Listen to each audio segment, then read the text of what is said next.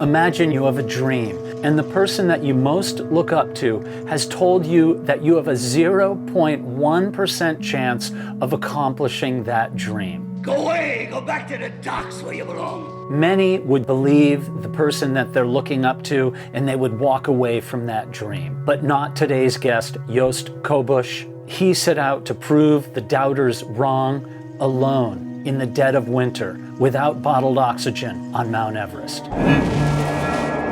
I've never cared about rules or advices. Everest is the most unforgiving place on the planet, and in the dead of winter, it is almost impossible to get anywhere. And Jost Kobusch, 32-year-old German climber, has set out to prove his doubters wrong. They said 0.1% chance, effectively zero, and he went anyway. And this past December, he set a record, the highest any human being has ever gone alone in the winter on Mount Everest without bottled oxygen. Today we have with us Jost Kobusch, a man who is redefining the limits of what a human being is capable of. In 2014, Jost climbed Mont Blanc in Nepal solo with no supplemental oxygen. And in 2016, he climbed Annapurna with no supplemental oxygen. In 2017, Nang Pai Gosum 2 in the Himalaya, solo, no supplemental oxygen. More first descents in the ensuing years, and in 2023, he climbed Denali, solo, in winter, via the Mesmer Couloir. And in December of 2024, he embarked on an audacious mission to climb Mount Everest solo in winter without supplemental oxygen via the formidable West Ridge, a route that is so challenging that it has only been repeated on a few occasions. First done in 1963 by Americans Tom Hornbein and Willie Unsold. Nowadays, most climbers choose the relative safety of guided expeditions. During the warmer pre-monsoon seasons, Jost thrives in isolation, embracing the mountain in its most unforgiving state. Jost says, why try things that are possible? Try things that might not be possible. And it's not just the mountains, it's the human spirit, the passion, the dreams that burn within us. In endeavoring to climb Everest alone, solo, in winter, he's achieving a great deal of freedom for that minimalism that he experiences there. And there's nothing to take away. He's deeply focused, no distractions, which is exactly what he's looking for. He is certainly not your normal human being. What he is taking to the mountain is an exceptional quality to take that mountain on one against the other. Raw, honest, it's the art of survival, a journey into the unknown, mastering survival. So before we get to that interview with Jost Kobusch, which I know will inspire you, if there are any dreams or passions inside of you that you'd like to accomplish, what he says is if you're going to do something difficult, just make it as difficult as possible. The curiosity is there. He wants to see what is humanly possible as an athlete and a human being. He has inspired countless individuals who have followed him on his journey, and he has set the bar very, very high to find out what he is capable of. He's the new Mallory and Irvin, the new Hillary and Tenzing of this era, going to places where no person has gone before. This interview will talk about his experience thinking he was going to die in the avalanche that was triggered by the earthquake in 2015 at Everest Base Camp in Nepal, and what he felt in that moment and the realization he had when he realized he had survived. And we'll talk about how on a frigid night, battling high winds and darkness, Jost reached an astounding altitude of 7,537 meters. That's 24,727 feet. It's a new winter solo record on Everest's West Ridge, not even the normal route. Perhaps the doubters are starting to give him a slightly better than 0.1% chance. So I asked Jost to share about his one-of-a-kind experiences from this extraordinarily lonely climb and what he brought to the table in the years of experience he's had as a professional climber. He delves into the mental and physical challenges of facing Everest alone in the winter, the meticulous preparations required for this endeavor. So let's uncover this remarkable story with German climber Jost Kobusch from his parents' home in Germany, preparing for his next winter feat, no doubt. So I watched some of your videos on your YouTube channel, and they're really good. And I love the title, one of them, I think a couple of them, you put the word alone in there. That's kind of what it is when you climb Everest solo in winter. You're talk about alone, right? I mean, you are so far out there on a tether that if anything goes wrong, it's I mean, it would be a miracle for you to be able to get out of there. So I guess in so saying, I'm curious about the mindset, like how you emotionally prepare to me is almost more interesting than how you would physically prepare for something like that. And I was wondering if you could talk a little bit about that. Sure. So alpinism is not the best physical training for alpinism. Like in alpinism, usually you come back like a wreck. But alpinism is, in my opinion, the best emotional and psychological preparation for alpinism. And I live in Chamonix, right next to Mont Blanc. Right now, I'm at my parents' place, so this is like northern Germany here. It's still pretty cold. Um, my parents do not heat this room, so yeah. They know this is how you were trained, maybe initially, right? So Lots of stairs. My room was on the top floor, so I learned climbing from an early age. But the mental preparation usually happens at home in Chamonix, at the foot of Mont Blanc. A lot of my daily training is going to do 4,000ers, which I think is 14,000 feet, roughly, if we would translate that. So we have lots of 14,000ers around where I live. And you don't need an extremely high summit in order to have a psychological component of the climb. It can still be very scary when it's small. And so, like, really exposing yourself to those elements, going to your limits on a regular base, feeling that, building routines that create stability, and just do it over and over again. So you really create those habits. yeah, that's really, really cool. I believe it or not, I wasn't aware that you lived in Chamonix and talk about a playground. I'm saying that because in one of your videos you talked about, why would you do things that you know are possible? You're more interested in trying things that might not even be possible, that's more of what inspires you to go out and do a climb. So perhaps that might be a nice entree to tell me a little bit about this winter Everest oxygenless solo ascent that you're endeavoring to and hit the altitude record of this past December. Just tell me a little bit about that. I mean, I like to do things that are very possible, but to me, they're like training. So when I climb at home, like I go to some summits, maybe I take my paraglider, I fly back home. It's nice. I enjoy it, but it's not something that provides a direction to my life, meaning, and so on. Like um, this project, climbing Everest in the winter alone without oxygen on the West Ridge on the technical route, it's really all about transformation, you know? I go there and I know it's a crazy project, you know? And maybe there's a small chance that's like that I will never ever do it, you know? Um, but ultimately, it's about that journey in becoming that alpinist, building skill, becoming the person that is able to climb Everest alone in the winter. And I'm really forced to innovate. I'm forced to change my training, build new equipment, learn a lot, build skill. Um, And I wouldn't be forced to do all of that if I was doing something where I'm like, I know I can do this, you know?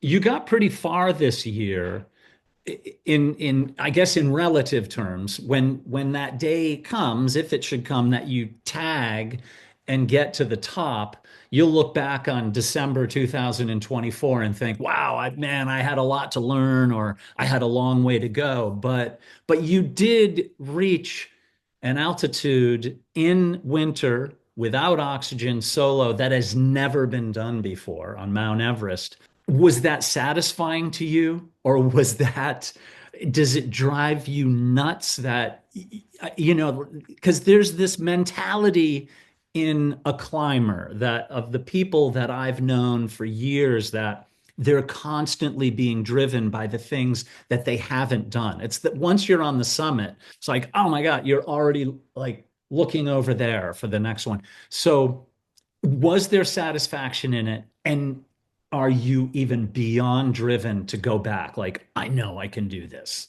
There was absolute satisfaction in that.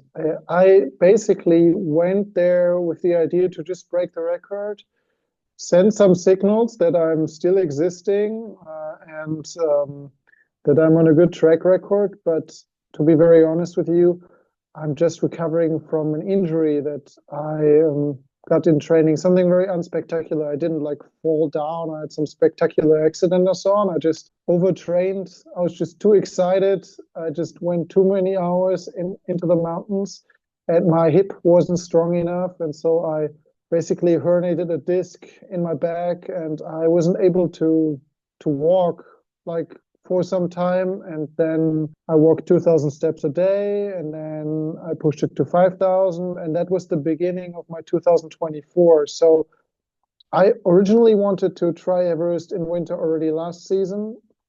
And I felt so ready. I was like training hardcore. I was feeling like a machine. I was in top shape.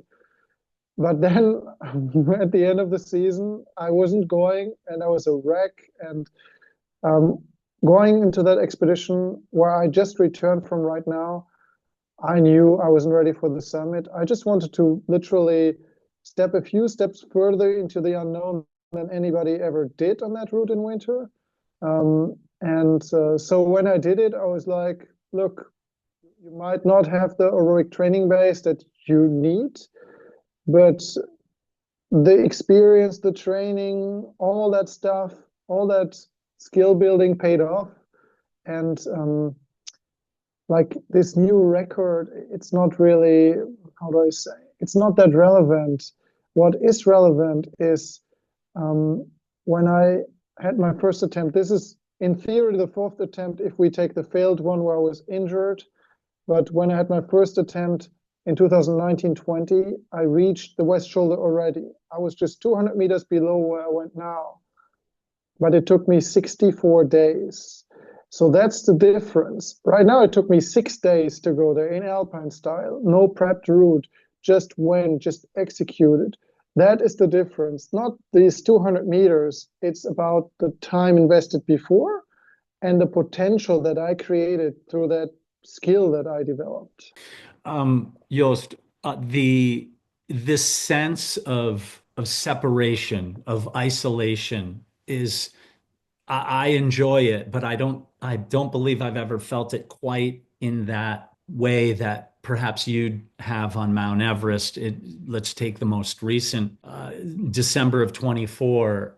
You must be comfortable in that, in knowing that. And I know that all your training, not the physical, but the emotional training is big. But can you give us a sense of what it really is like? Do you look around and think, oh my gosh, there won't be anybody walking anywhere near this area for months, for 4 months. You are alone. There's no out, and it's dark and cold.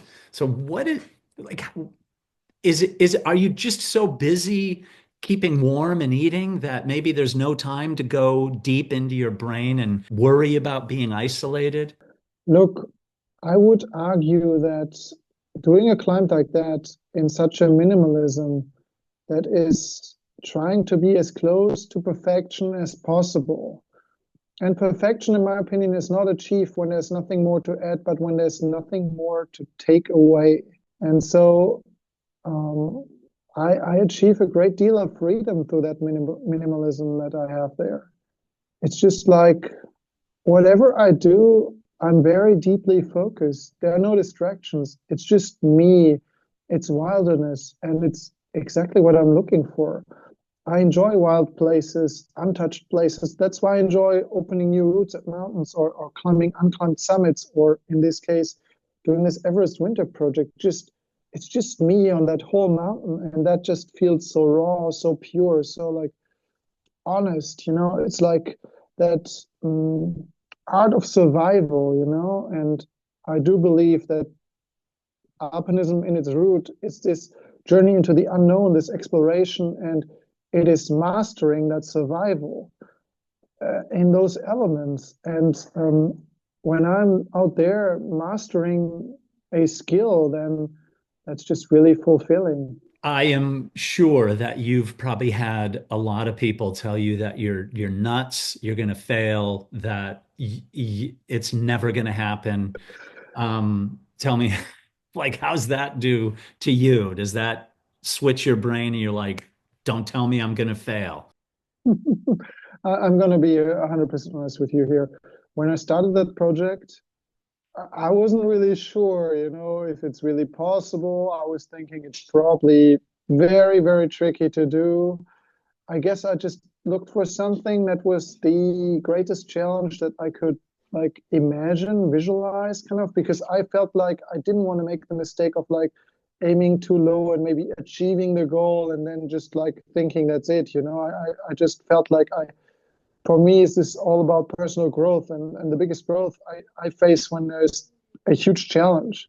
And then obviously people came and say, you're nuts, you're crazy. And I remember this one TV shooting, and there was a German alpinist that I greatly admire, and he said, well, I give you a 0.1% chance to reach 6,000 meters, and I was thinking, man, you could have at least maybe given me a 1% chance, and then I was traveling to the peak and I looked up the route, and the beginning to reach 6,000 is very technical. We're talking rock climbing, ice climbing. It's steep. It's serious, And I looked up that face, and I was scared, and I had like nightmares, and I couldn't sleep, and I was just so nervous and thinking, oh, and this professional alpinist who's super experienced, he told me 0.1% chance that I could do it. What if he's right? He has so much experience, and it kind of freaked me out, like. But my philosophy is also like, I guess when I'm scared of something, I really want to go there and I want to face it. And I guess I'm fascinated by that fear. That's fascinating. I'm aware of that individual giving you almost zero chance. He also said that you were like a PR hungry kind of guy, and I found Oh, that. that's a different guy who said that. Oh, okay, okay, cool. That's okay. So, but it's not a PR stunt. First of all, you have to make a living somehow, some way. I know you've got some sponsors. There is a fine line between tooting your own horn, just saying, look at me, look at how big I am, and at least talking about your project, because it's survival. It's that idea of we never work a day in our lives because we're going after the things we love to do, right? This, you probably think you don't have a job, but you've got a job. You have to be supported unless your mom and dad are going, I got you, kid. But your I parents, wish. yeah. I have five sisters. Are they married yet? So your parents are saving money for the wedding?